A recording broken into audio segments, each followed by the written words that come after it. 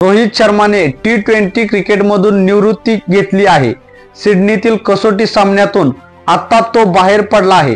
पण आता रोहित शर्माचा वनडे क्रिकेटमधूनही पत्ता कट होणार असल्याचे समोर येत आहे। कारण चॅम्पियन ट्रॉफीसाठी आता भारताचा कर्णधार कोण होणार याची अपडेट आता समोर आली आहे। रोहित शर्माला एकामागून एक धक्के आता बसायला लागले आहेत। भारतातला T20 वर्ल्ड कप जिंकून एक वर्षही झाले नाही, पण त्या वर्षीच आता रोहित शर्मावर एकामागून एक संकट यायला लागले आहेत।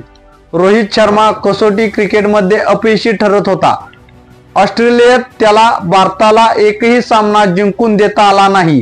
दुसरीकडे एक खेळाडू म्हणूनही तो अपयशी ठरला, त्यामुळे 5व्या कसोटी सामन्यामधून संघाबाहेर झाला। आता वनडे संघातूनही रोहित शर्माचा पत्ता कट होऊ शकतो अशी माहिती समोर येत आहे। कारण चॅम्पियन ट्रॉफीसाठी आता भारताने नवा कर्णधार शोधला असल्याचे समोर येत आहे। चॅम्पियन ट्रॉफी ही ICC ची मोठी स्पर्धा आहे। या स्पर्धेसाठी रोहित शर्मा भारतीय संघाचा कर्णधार नसेल असे आता कळत आहे। पण रोहितच्या जागी भारतीय संघाचे नेतृत्व कोण करणार याची अपडेट आता समोर येत आहे। रोहितच्या जागी भारताचा वनडे क्रिकेटसाठी कर्णधार असणार आहे तो हार्दिक पांड्या।